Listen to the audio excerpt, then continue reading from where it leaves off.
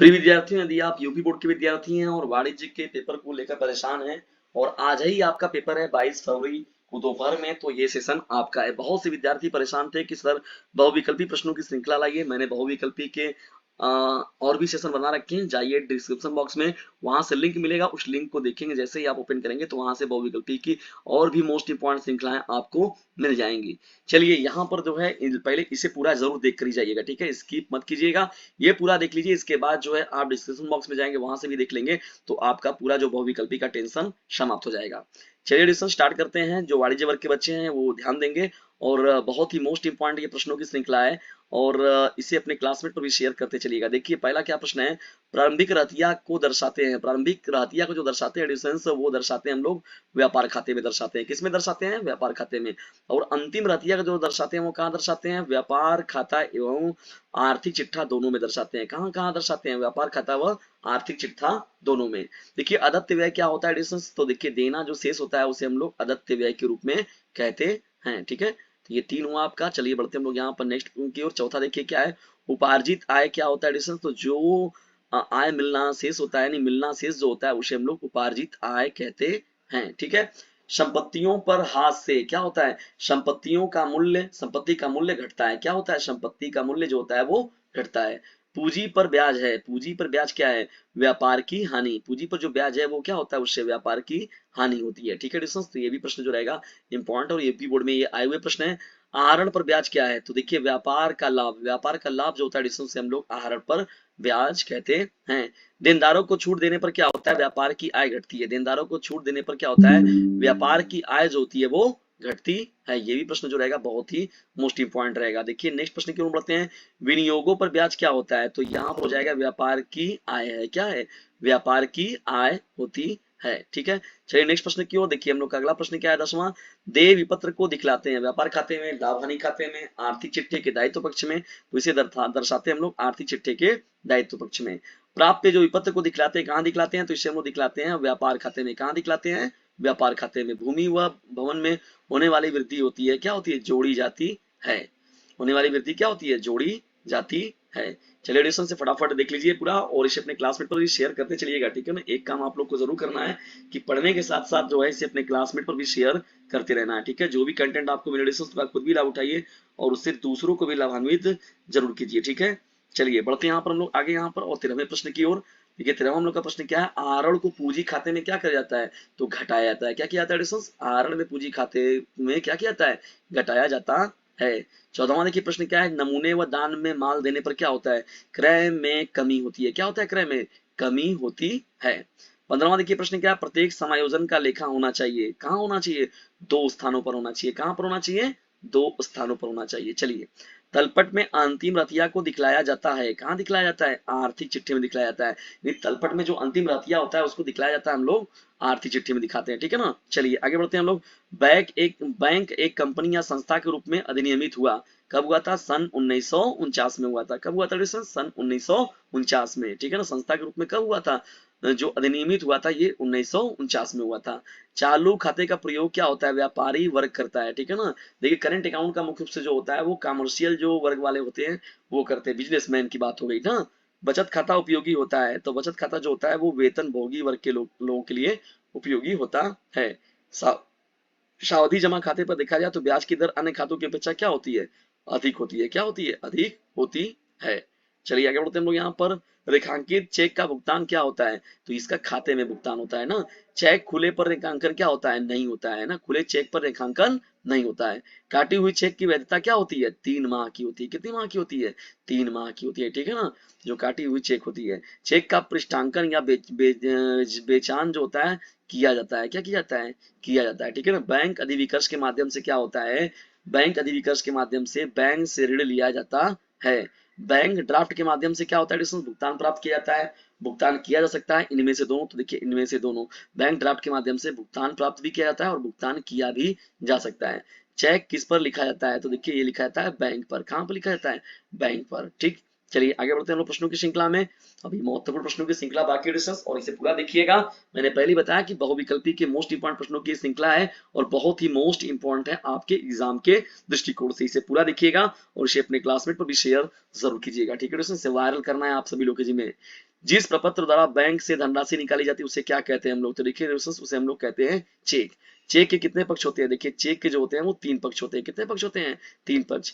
Check पर लेखक का हस्ताक्षर होना क्या होता है, देखिए लेखक का जो हस्ताक्षर होता है वो होना क्या होता है, आवश्यक होता है। ठीक है, ये महत्वपूर्ण बात हो जाएगा आपका। 1 अप्रैल 2012 से चेक का भुगतान प्राप्त किया जा सकता है 3 माह के अंदर। रेखांकन संभव है, रेखांकन किसमें संभव है, चेक का। ठीक है ना, रेखांकन के लिए जो होता है चेक पर 2 तिरछी रेखाओं के बीच लिखना क्या होता है, अनिवार्य नहीं होता है। ठीक है ना, अनिवार्य नहीं होता है। नेक्स्ट प्रश्न की ओर बढ़ते हैं। दिन में कई बार रुपया जमा करने तथा निकालने के लिए खोला जाता है कौन सा खाता, चालू खाता कहते हैं उसको हम लोग, करेंट अकाउंट कहते हैं ना। एक व्यवसायी के लिए अवधि उपयोगी रहता है क्या, चालू खाता। चालू खाता उसके लिए बहुत जरूरी है ना। बैंक अधिविकल्प की सुविधा प्रदान करते हैं कौन, चालू खाता, यानी करंट अकाउंट वालों को जो है मुख्य रूप से ज्यादा बैंक की जो व्यवस्थाएं होती है वो उनको दी जाती है, क्योंकि जान रहे हैं कि व्यापारी वर्ग हैं तो इनके पास जब धन आ रहा है तो ये धन को दे भी सकते हैं, खर्च भी कर सकते हैं। ये इसके लिए तुरंत भागेंगे नहीं, वो करने के लिए तुरंत क्या होते हैं, तत्पर रहते हैं, तैयार रहते हैं। चलिए आगे बढ़ते हैं हम लोग। विनिमय विपत्र के पक्ष होते हैं। देखिए विनिमय विपत्र की बात करें तो विनिमय विपत्र में कितने पक्ष होते हैं, 3 पत्र होते हैं, पक्ष होते हैं। विनिमय विपत्र में कितने पक्ष होते हैं, 3 पक्ष होते हैं। देखिए नेक्स्ट प्रश्न क्या हम लोग का, विनिमय विपत्र लिखने वाले को क्या कहते हैं, तो देखिए विनिमय विपत्र को लिखने वाले को हम लोग लेखक कहते हैं। क्या कहते हैं, लेखक कहा जाता है। विनिमय विपत्र में जो अनुग्रह दिवस यानी ग्रेस डे के रूप में क्या होता है, तो ये 3 दिन होता है। कितने दिन का होता है, 3 दिन का होता है। चलिए आगे बढ़ते हैं लोग। यहाँ पर विनिमय विपत्र स्वीकार किया जाता है, किसके द्वारा किया जाता है, देनदार के द्वारा स्वीकार किया जाता है। विनिमय विपत्र की समय अवधि प्रारंभ होती है, कब होती है, लिखने के दिन से। लिखने के दिन से क्या होता है, समय अवधि प्रारंभ हो जाती है। विनिमय पत्र पर जो स्वीकारक का जो हस्ताक्षर होना चाहिए, किधर होना चाहिए, दाहिनी तरफ होता है। किधर होता है, दाहिनी तरफ होता है। देशी विनिमय पत्र में जो है लेखक और स्वीकर्ता दोनों होते हैं, क्या होते हैं, एक ही देश के रहने वाले। ठीक है ना, कहाँ के होते हैं, एक ही देश के रहने वाले लोग होते हैं। विदेशी विनिमय के लेखक और स्वीकर्ता दोनों होते हैं, अलग अलग देशों के रहने वाले होते हैं। अनुग्रह विनिमय पत्र के द्वारा क्या होता है, एक व्यापारी जो होता है दूसरे व्यापारी की सहायता करता है, इसको हम लोग कहते हैं अनुग्रह विनिमय विपत्र। ठीक है ना। प्राप्त, देखिए प्राप्य विपत्र व्यापार की क्या होती है, संपत्ति होती है। ठीक है, प्राप्य जो विपत्र होता है वह व्यापार का क्या कहलाता है, वह व्यापार का जो होता है संपत्ति कहलाता है। देय विपत्र व्यापार की संपत्ति क्या होता है, दायित्व होता है एक।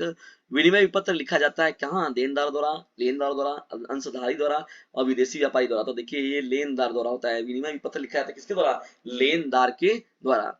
विनिमय पत्र में भुगतान की आज्ञा दी जाती है लेनदार द्वारा देनदार को, किसके द्वारा, लेनदार द्वारा किसको, देनदार को। ठीक है ना। चलिए विनिमय पत्र क्या होता है, तो देखिए विनिमय पत्र जो होता है डिस्टेंस वो शर्त रहित होता है। किसका क्या होता है, ये शर्त रहित होता है।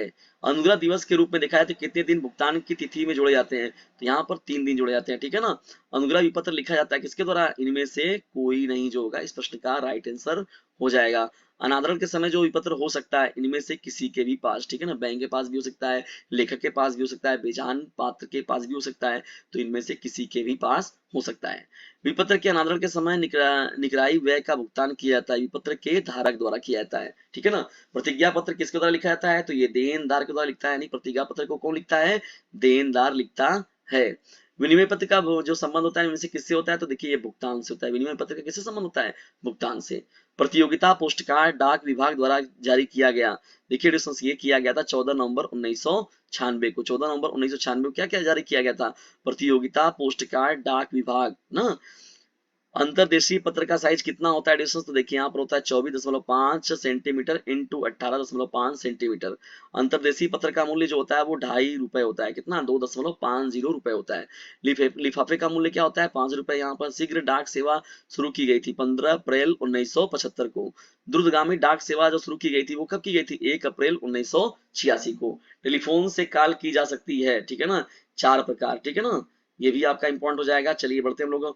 वो यहाँ पर देखिए फोनोग्राम से अभिप्राय क्या है, टेलीफोन द्वारा तार भेजना। ठीक है, टेलीफोन द्वारा तार भेजना कहलाता है फोनोग्राम से, फोनोग्राम कहलाता है। ठीक है ना। कोड भाषा में लिखा तार क्या कहलाता है, तो उसको हम लोग कहते हैं सांकेतिक भाषा कहते हैं। कुंजी शब्द की सहायता से भेजे जाने वाले तार जो होते हैं वो गुप्त भाषा के तार कहलाते हैं। कुंजी शब्द की सहायता से भेजे जाने वाले गुप्त भाषा के तार कहलाते हैं। तुरंत तार को कौन भेज सकता है, तो देखिए विशेष राज्ञा यानी प्राप्त सरकारी अधिकारी। ठीक है ना। शुभ अवसर पर भेजे जाने वाले जो तार होते हैं वो क्या कहलाते हैं, तो बधाई के तार कहलाते हैं। क्या कहलाते हैं, बधाई के तार। चलिए डिस्कस हम लोग बढ़ते हैं नेक्स्ट प्रश्न की ओर। देश के प्रथम स्वचालित एक्सचेंज की स्थापना किस शहर में की गई थी? तो ये किया गया था शिमला में। भारत में प्रथम टेलीग्राम सेवा किस वर्ष में प्रारंभ की गई थी? तो ये किया गया था 1851 में। कब किया गया था? 1851 ईस्वी में।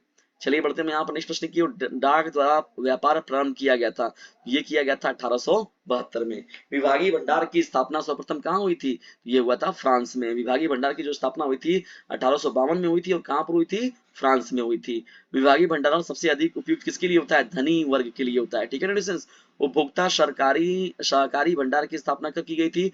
ये किया गया था 1844 में। कब किया गया था? सन 1844 ईस्वी में। उपभोक्ता सहकारी भंडार की सर्वप्रथम स्थापना कहाँ हुई थी? तो ये हुआ था इंग्लैंड में। कहाँ पर हुआ था? इंग्लैंड में। देखिए इंग्लैंड में जो औद्योगिक क्रांति हुई थी उसका बहुत बड़ा प्रभाव देखने को मिला था। उपभोक्ता सरकारी भंडार की स्थापना भारत में हुई कब? 1904 में। चलिए आगे बढ़ते हैं हम यहाँ पर नेक्स्ट प्रश्न की ओर। इन प्रश्नों को छोड़ना एकदम भी नहीं है डिस्टेंस, पूरे प्रश्नों को तैयार करके जाइएगा। नेक्स्ट प्रश्न की ओर बढ़ते हैं यहाँ पर। बीजक तैयार किया जाता है, बीजक किसके द्वारा तैयार किया जाता है? देखिए बीजक जो होता है वो विक्रेता के द्वारा तैयार किया जाता है। वितरण तैयार किया जाता है किसके द्वारा? एजेंट के द्वारा तैयार किया जाता है इसको, ठीक है ना। खाता विवरण या हिसाब विवरण तैयार किया जाता है किसके द्वारा? तो ये विक्रेता के द्वारा ये भी तैयार किया जाता है। चौथा देखिए नेक्स्ट प्रश्न क्या है। व्यापारी कटौती या छूट को माल के लागत से क्या करते हैं? घटाया जाता है, ठीक है ना। ये हो जाएगा। परिधान कमीशन मालिक या प्रधान या नियोक्ता जो होते हैं, एजेंट को दिया जाता है। क्या दिया जाता है? राशि की वसूल से बचने के लिए, राशि की वसूल से बचने के लिए दिया जाता है, ठीक है ना। चलिए बढ़ते हैं यहाँ पर हम लोग यहाँ पर नेक्स्ट प्रश्न की ओर। विश्व में प्रथम केंद्रीय बैंक निजी पूंजी से स्वीडन में स्थापित किया गया। कब किया गया था? सन 1665 ईस्वी में। बैंक ऑफ इंग्लैंड की स्थापना कब हुई थी? तो ये हुआ था 1664 ईस्वी में। संयुक्त राज्य अमेरिका में फेडरल रिजर्व सिस्टम नाम से केंद्रीय बैंक की स्थापना कब हुई थी? तो ये हुआ था सन 1913 में। केंद्रीय बैंक के रूप में जो रिजर्व बैंक की स्थापना कब हुई थी? तो 1835 ईस्वी में हुआ था। कब हुआ था? 1835 ईस्वी में। और एकमात्र जो सरकारी बैंक है वो कौन है? Reserve bank of India. जो आप नोट देखते हैं उस पर लिखा होता है ना, रिजर्व बैंक बैंकों का बैंक है, ये बात सत्य एकदम। हाँ, रिजर्व बैंक ऑफ इंडिया ने केंद्रीय बैंक के रूप में जो अपना कार्य करना प्रारंभ कब किया? ये 1 अप्रैल 1935 से। कब से? 1 अप्रैल 1935 से।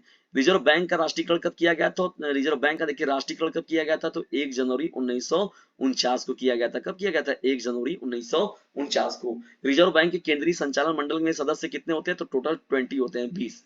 रिजर्व बैंक में कानून विभाग की स्थापना हुई थी कब? 1951 ईस्वी में। कब हुआ था? 1951 ईस्वी में। जहां पर रिजर्व बैंक की शाखाएं नहीं है वहां पर उनके प्रतिनिधि के रूप में कौन कार्य करता है? तो देखिए स्टेट बैंक ऑफ इंडिया। तो देखिए रिजर्व बैंक ऑफ इंडिया के बाद अगर देखा जाए तो सबसे पावरफुल कोई बैंक है तो वो है स्टेट बैंक ऑफ इंडिया। वो भी बहुत सारे कामों को जो है, यानी बहुत सारे रिजर्व बैंक के कामों को स्टेट बैंक ऑफ इंडिया भी करता है। रिजर्व बैंक नोट निर्गमन का कार्य नहीं करता है। तो देखिए 1 रुपए का नोट जो है ना, तो इसको जो है वित्त मंत्रालय के द्वारा किया जाता है, ठीक है ना। ये पूछा जाता है बार बार प्रश्न। भारत का पहला व्यापारिक bank the bank of Hindustan बंद हो गया, ठीक है ना। ये हुआ था सन 1830 में। निम्न में से प्रेसिडेंसी बैंक नहीं है? तो देखिए दिल्ली ना। निम्न में से प्रेसिडेंसी बैंक नहीं है तो यहाँ दिल्ली में नहीं है। इंपीरियल बैंक का राष्ट्रीयकरण कब हुआ था बताइए? तो 1 जुलाई 1955 को। देखिए इंपीरियल बैंक वही है, कौन? जो आप स्टेट बैंक की बात कर रहे हैं ना, भारतीय स्टेट बैंक की। 30 जून 2010 को भारत के व्यापारिक बैंकों की शाखाएं थी कितनी? 85,635। बैंकों पर सामाजिक नियंत्रण लागू करने के लिए 19 जुलाई 1969 को व्यापारिक बैंकों का राष्ट्रीयकरण किया गया था। कितने? तो 14। टोटल कितने शामिल किए गए थे इसमें? 14। सन 1980 में बैंकों का राष्ट्रीयकरण किया गया। तो कितने बैंकों का किया गया? तो यहाँ पर देखिए 6। भारतवर्ष में इस समय कार्यरत बैंकों की संख्या कितनी है? तो टोटल है जो 299। कितने हैं टोटल? 299। 19 जुलाई 1969 को बैंकों को राष्ट्रीयकरण के समय इस देश के प्रधानमंत्री कौन थे?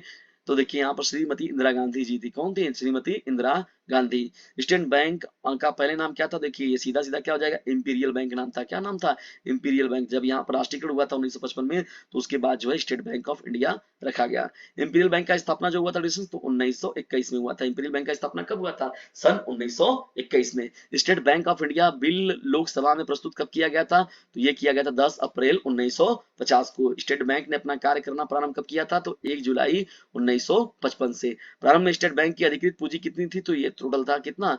200 करोड़ रुपए, ठीक है। वर्तमान में जो स्टेट बैंक की पूंजी है कितनी? 1000 करोड़ प्लस ना, तो ये अब बहुत ज्यादा हो चुका है। वर्तमान में स्टेट बैंक पूर्ण रूप से सरकारी है बैंक है? नहीं है। देखिए वर्तमान, देखिए पूर्ण रूप से सरकारी बैंक तो केवल एक ही है, रिजर्व बैंक ऑफ इंडिया, ठीक है ना, भारतीय रिजर्व बैंक है। स्टेट बैंक का प्रधान कार्यालय कहाँ पर है? मुंबई है। देखिए रिजर्व बैंक ऑफ इंडिया का भी प्रधान कार्यालय कहाँ है? वो भी मुंबई में है। स्टेट बैंक ऑफ इंडिया के केंद्रीय संचालक बोर्ड में सदस्यों की संख्या कितनी टोटल है?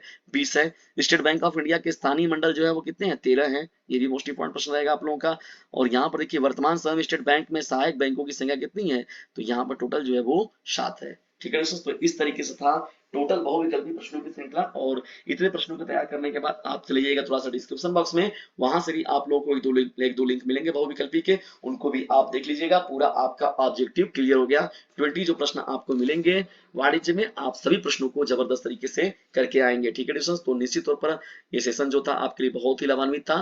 डिस्टेंस, यदि वीडियो थोड़ा सा भी हेल्पफुल लगा तो इसे अपने क्लासमेट पर शेयर जरूर कीजिएगा। और यदि याद रखिएगा ज्यादा नंबर पाने की इच्छा तो डीजे सर चैनल से जरूर लीजिएगा शिक्षा। खुद भी लाभ उठाइए इस चैनल का और दूसरों को भी लाभान्वित कीजिए इस चैनल से, जिसका नाम है डीजे सर। और इस चैनल का लिंक जो है उसे अपने क्लासमेट पर शेयर जरूर कीजिएगा। ठीक है डिस्टेंस, बेस्ट ऑफ लक आप सभी लोगों को आपके एग्जाम के लिए।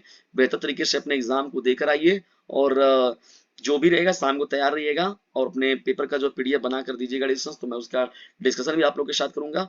वैसे मैं जो भी मुझे एक दो पेपर अवेलेबल मिलेंगे तो शाम दोपहर में शाम को ही होगा सेकंड शिफ्ट में आपका। तो पेपर जब मिलेगा तो मैं उसका डिस्कशन आप लोग के साथ अवश्य रूप से करूंगा। मिलते हैं जल्दी, तब तक के लिए टेक केयर, गुड बाय, जय हिंद, जय भारत।